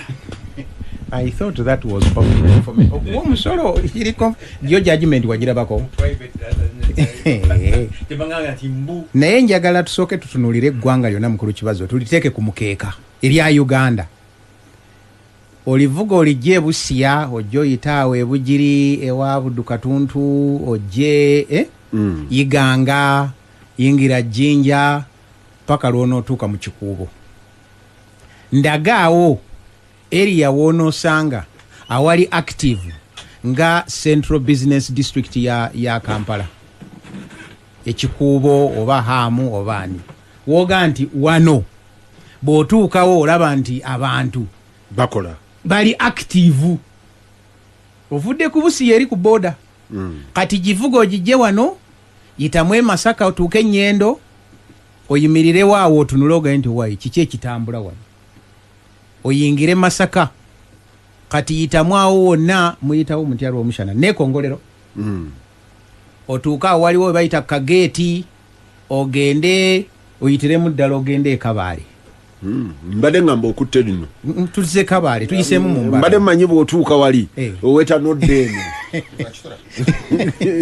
ne lwakitula mukwate eriyo faamu zikola webale nnyo ne lwakitula mukwate otuuke mu kkubo lyokka faamu ziringa ze Switzerland otuuke mu kkubo lyokka kuba activities zibaamu n'okutambula awantu awali active otunulire roole nti zino zigenda zino zivaayo naye esebe lwakutula eriyo kampuni erina monopoly ogula amata gonna at their own price nga Rwomushana asemberera omuzindaalo agenda kudifendinga kampuni njagala mugamba kyabika oyagala mukumba okwo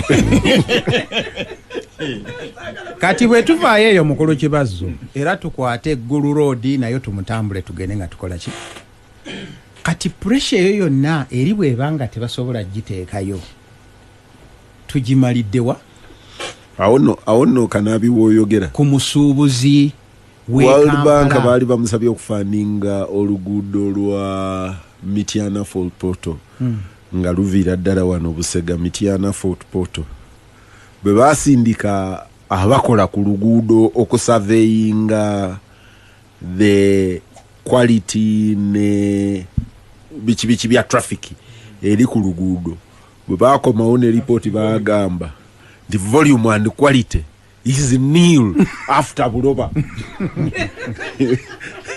nga mu report yaabwe badootinga nti wano wabaddewo ekimotoka kyenku kati n'olinda bagiyitani linki lwenejja kati nebagaa nti nga linki ereese basuoba ereeta nabo bajja kukima Kampala ate kati bwe baamala nebagaa nti wano tebagwana tamaka era president yaba overruling n'akola political decision nti luno tugenda kuluzimba nazaffe kabulanga ne World Bank mukulu Kibazo byonna bomala obikuŋŋaanya nojja ng'oyina bamuwanga n'abalala mu palamenti oyagala baspendingako oyagala kuspendinga ku magye oyagala ogende e Congo omalirize ensonga zaayo e Somalia twagala tugende entuwaregi ya president nga nayo nene cabinet nekola ki kakali ne tubeera nga ekituli ekitwala kigazi nnyo kyo kiyisa naye ate akatuli akaleeta nga bw'ogenda okukateeka enshama ewaaba Rwomushana tekayina kye kajjayo kati bwe katuuka mu kikubo naga nti gwe pressure eno yonna gwojjo gikola ki bwe katuuka ku Kibazo ayingidde mu system nti afuna musaala ne baga nti naawe ojja kukola ki ojja tulaba waliwo omwami omu anansonyiwa ne twogeraga nti yagenda n'abalaka gratuity naga nti oyiseemu miliyoni zo 18 n'ajaganya n'atandika n'okulowooza 150 bannaagijja wabi bagenda okumaliriza baga nti ogenda kufuna 8 ziri 10 bagenze bazitemaate gavumenti ezikoze eki ezisigaza nga nti ni gavumenti ya kika kyeno gyenkolera etayina buntu bulamu okumpa sente zange zonna kati ekizibuzo kye tulina so bino oba ifirisi oba ani Muwanga atuwadde ekifaananyi naye ekizibu kiri ki mukulu Kibazo leadership yaffe bebanga tebadde nesimbu gye tuli kuba kye yasooka okukola ffe kwe kutumalamu amaanyi obuyinza nebutujjako kyovola olwaleero tuli wano tukubaga nti Sekitto eyabadde mu meeting n'okutya atya okwogera ebyabadde mu meeting odipendinze ku BBS ne ekya president kyakoze eki Rwomushana akugambye nti tosobola kuwa kirala akiwe ate ekyo nakyo kuba twandibadde tumanya baba musajja akiwe tokiraba kakati awo we batutwala nti nze nkugambye era owulira ne communication y'abano lulimi lwa kisirikale mujja kuguwa omusolo mujja kuguwa teriyo kuwuliriza so bannansi babadde nga babadisempowaringa nnyo nti olwaleero n'okuyimira kiri kyoyogedde nti mulwana yali asobola okuyimirira tekuli nti mulwana yali asobola okuyimirira ng'amaanyi ago agayina n'abuuza oli nti gwe akaduuka kako ebibiri tikali luddawa naye ng'akimanyi nti bwamubuuza talina kijja kukola ki naye kati ono bw'onoomubuuzaga nti gwani n'ekinaddirira obeera okyeraliikirira kubanga bajja kizinga nga bakigamba mwe mutuwakanya ate jjukira tebabagambye bw'ogenda onakuba tiini erina okuba kiriya niini yo ngemanyiddwa bizinesi emanyiddwa bagenze kwegamba eyo yonna intimidation nti ogenda okutuuka wali agamba buli kimu ekyange bakikoze eki ne bw'oba oyogereza agamba naye gwe omusolo gwo nga tugenze okulaba ne wano gundi oyina ne bino kati ebyo byonna mu kikulu Kibazo bwe tuba tetwadressinze waggulu leadership question gye tuggula polinga nayo ng'eggwanga kati Muwanga yagambye nti balina okutuwa state of the nation address ng'omuntu tatemya tabalimba n'ababuulira amazima nkakasa Bannayuganda baanigaye nti ekizibu kyaffe ffenna twesibe tukole ki naye gwe bw'obanga nze ontulugunya oyagala FRC ereeta transparency kye siinaako mutawaana nze era sikimenyawo naye naawe twagala FRC ono omulala atunule no mu mudumu guno ogufulumya nti zo bwe tumala ozikuwa zikola ekyo kyennyini kye zirina okukola naye bakuwaddewo reporting ababbi genda ba reporting mu State House lwaki mba reportinga mu State House bakuwadde kubanga twandibadde tuba reportinga ku police brigade usage gwe bakuwadde genda n'ekyo kati if you report State House. I listened to their issues, which included the tax on textiles calculated based on kilograms is high. Manufacturers who engage in wholesale and retail leave no room for traders to do business, resulting in unfair trade. The electronic fiscal receipting and invoicing solution, which they claim, president ya reporting is not suitable for most of them, and when they don't use it, they are penalized.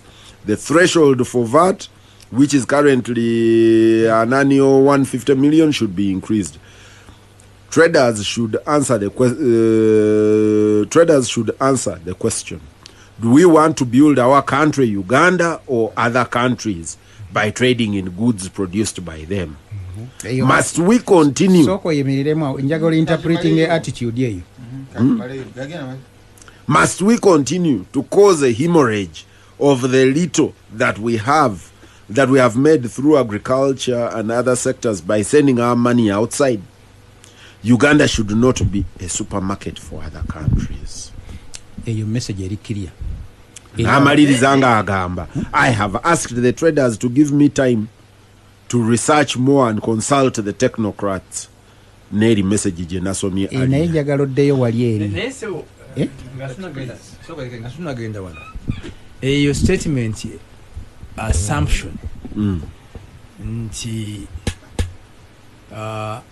bwe kimu kye importinga tekiri essential kubanga importing ebintu bingi encourage yokka eya president tutagenda wala encourage emotoka zonna ezitambulirako his encourage tebazikolera nakasongola n'emmundu zebakozesa n'engoye zebambala whatever is imported. Ye abasobola okutwaga example nti nze emotoka zange ziva mu Kira Motors nebirala byonna n'emuntu bazikolera nakasongola naki awukyagamba nti okay you can avoid. Secondly, Fidel Castro yakikola. Secondly, another issue, bw'oba toye importinga byabanno, why do you want to export to them? Nabajagamba nti no, you are not buying from us, we are not buying from you. As simple. Trade must be between.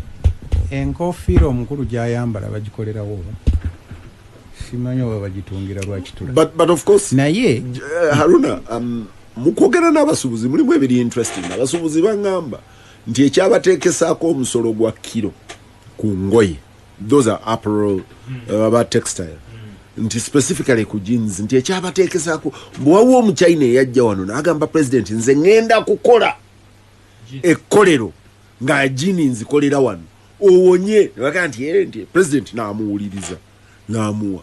Kati oli yaŋŋambye ngende ku hamu waggulu nti abaana omuchina kyakola nabo kye bakola baleeta enjola endibota jola, yes, ekigambo kye mbadde nnoonya. Baleeta jola ne basala ne basatta ekyalaani ne batunga nti if you classify this muchina atunga amatundu n'ateekako lebo as a manufacturer made in Uganda, nti ne bana abali ku hamu waggulu classify them as such. I haven't had opportunity okutuukayo naye baŋŋambye nti nabo kye bakola era engoye ozigula bw'oba oyagala Adidas n'ateekako n'asamba.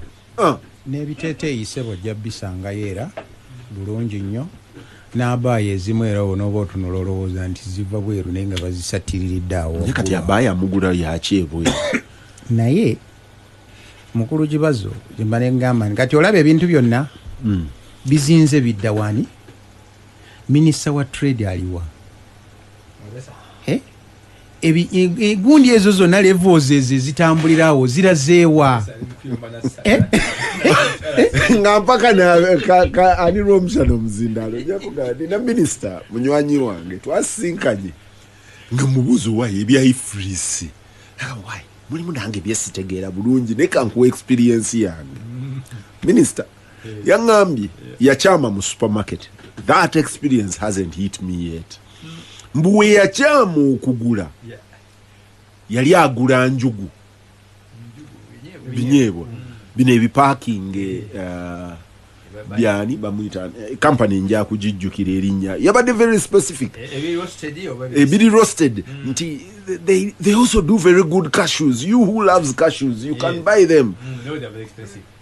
Konza okay kati nangamba company ya wano ya Bannayuganda mbukati bwe yabupikinze bubiri bwe yatuuse ku counter ne bamusaba tini namba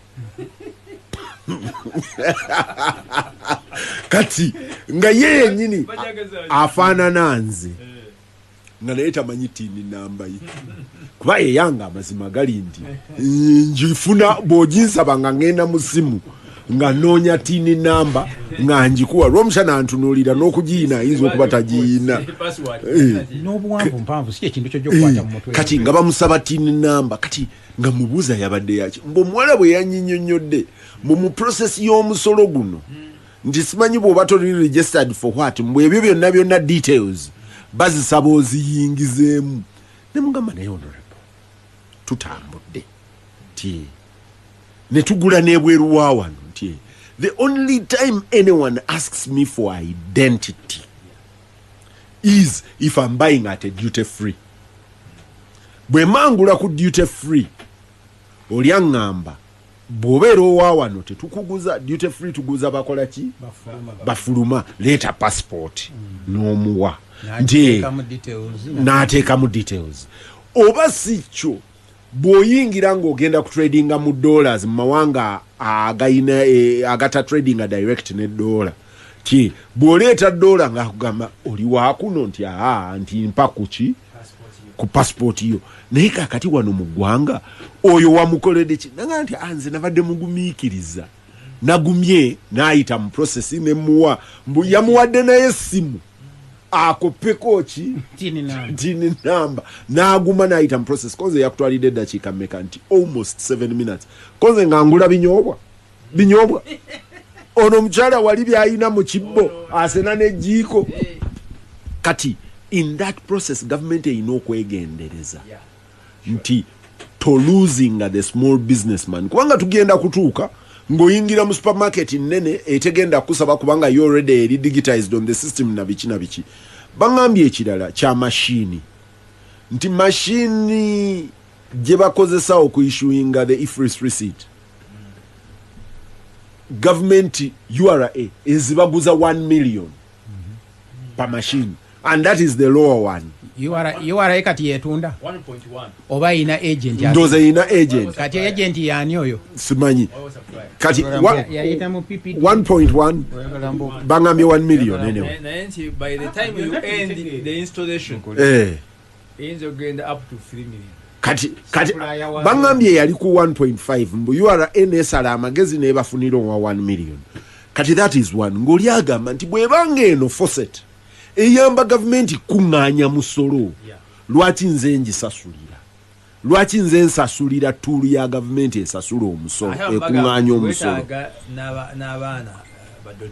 kati ekyo ne kiggwa ne baŋŋamba ekirala nti ffe tubeera mu buduuka n'omalako wiiki nga toguze data nti kati kana akamashini ka ifris okubeera ku network olina okubeera ng'olina data kati oli yangambye mu bizimbe ebimu mu Kampala data wa Uganda ali expensive nti mu bizimbe ebimu mu Kampala network mbi nti kitegeeza mwe ng'abedduuka oyo yabadde ku Nabugabo yangambye nti kati nga wana ab'edduuka nti tulina okufuna data booster ne tugenda ebweru w'ekizimbe ne tuteekako ka booster eyo cost kubanga yangambye gwe kebera essimu yo wano bw'okebera bw'oti tosobola kuweereza message network ebeera evuddeko naye akuuma ka ifris olina okubeera nako ne kakola naga nti kati kitegeeza tulina okuteekako booster tulina okusasulira data tulina okusasulira mashini ya URA kati balina n'omwana omukugu akuuma akola ku byuma akola ku system bookkeeping nti lulife tubadde tubala musolo gwaffe n'obala nti naguze bwe yabwezi nti kati olina okubeera n'akuuma ebitabo mu system engeri URA gy'ebyagala. Njagala kuddayo ku statement yali gye wabadde osoma yagiyise eki hemorrhage simanyi tufuuke supermarket. Njagala kufunamu endowooza endala nti bino babikola musuubuzi bamulemese aleme kuddamu kukwetaba mu busuubuzi obwo obuleeta kye bayise supermarket kubanga bino byonna olaba nti bamuyingiriramu kulwera nga aidha bamukaluubiriza oba okumulyako ne kino kyabadde akola ki kyabadde alina. Tuddeyo naffe ab'amawulire tusooke twetegereze eno yo mashini ani agireeta kubanga tubaddeko n'ebiseera nga waliwo ebintu ebijja mulina okyajjukira buli furekita bw'enguudo yaani omusajja yaritayalinga n'okulitayalinga yiga ate abeere nako tunaamulaba biki nazo zaaliwo n'ebirala. Ampuliriza Gasimbagane nkomawo ne Charles Rwomushana. Gasimbagana ne bannamawulire John Kakande Harunah Kanaabi Charles Rwomushana. Karoli bonna obawulidde uliriza Muwanga from the parliamentary perspective Kanaabi ne John. Kakati omusuubuzi tasobola kusobola nga talina license. So ekyokusobola is not an inherent right. Kiga nti wakifuna kuva wa Katonda. The state yekuwulukusa okusobola ate esobola okulukujjako ate olusasulira. That's one. Two, omusuubuzi awo mu Kampala kuba leero akimanye is an agent of the state. Asololeza emisolo indirect agisololeza government. But esobola okugyesololeza tewali kigaana NRA okugula amaduuka ago negekolera. 3, omusuubuzi ono alina okukimanya nti is an agent of the army akolera amagye. Eno action, mass action, this action gye bakoze eri ekwata 80% of central business district. No, ekwata central business district yekwata 8 ku buli 100 ensimbi Uganda zefuna, the NRA zefuna kuba mu economy. In other words, bano bakuta omutima gwa amagye by 80%. Now chengeza okulaga mukulu Kibazo therefore isn't bwe kinasuka ku level eno ate ndaba kisuseewo because munyankwe wese giroto niora bwoli musajja la giroto niora yuse to niora woga tona na kumalayo nyongo yakuli. In other words wetuli so katana niora kiriawo kigambo kya nyanko giroto niora woga man ngatona na kwogera olinga akwaye kakati wetutuuse. And I'm not surprised nti mukulu Museveni ateekayo CDF mu yokusobola eno if it is bona abagiriko ku threshold ya miliyoni 15 bali mitwalo 2 kati ku mitwalo 2 question eri nti bameka bojako abana bakirizo okugikola supermarkets these formal shops bameka ku mitwalo 2. Let's say mutwalo gumu bo bakirizo kugikola.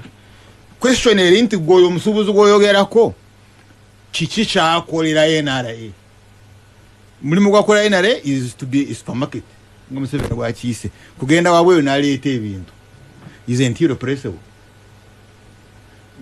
So nze ndaba now bagenda kudefining the balance eri esigadde ejema and they get destroyed baba destroying bwoba otunulira abananyini bizimbe waliwo ebiseera nga bananyini bizimbe baali bafuuse ebizibu kizibu charging dollars nga nabo bali awo kakati bananyini bizimbe abangi they are operatives of the deep state. That's why you see ebintu bya VAT biri problematic bananyini bizimbe tebagala kusasula VAT and you are late bagenda konyo because they are agents of the deep state. Deep state awali strategic nyo mu gold agents bana abasima gold n'abalala because kiyamba okustabilizing this foreign currency obadoga anti economy eri bubi nnyo. Why abazungu bakyatunulira economy yaffe dollar nga bagamba it's still surviving or can't twin gold eno gold tewa msolo and you can't even get records is a gold day. So ndaba mukulu Museveni agenda kuzimba aname kadazi mubasubuzi engeri gyazimba kadazi mubananyini bizimbe. Problem kija facing ate why he has to destroy this group in a later akavuyo is aina reserves of $4 billion ezimutwara for only 4 months of imports.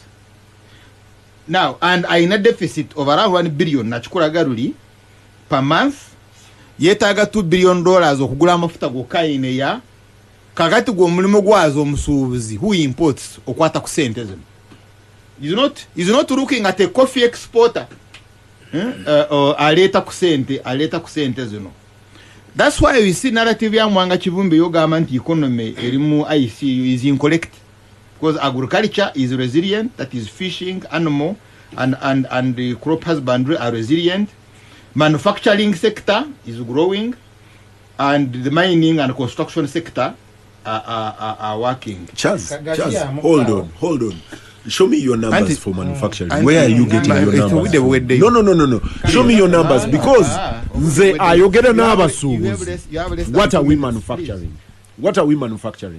What is the replacement value? You have less than 2 minutes. You stop gossiping. What are we manufacturing? What is the replacement value? Jogamba abantu nti manufacturing is resilient. Where in this economy are we manufacturing? The service sector tumalaba nga agula mu factory. Garuwa. Kakati tumanyi wavauta nze nyo wavauta. Go see this. The new water. You know the problem with some of you is you joke alone. No, it's not joking. In the end, koko ya yuga chick. I eat it. There is value addition on yuga chick internally here. Yes, it is there. That now the service sector where this radio is a service sector, isn't it there? How many of them are surviving?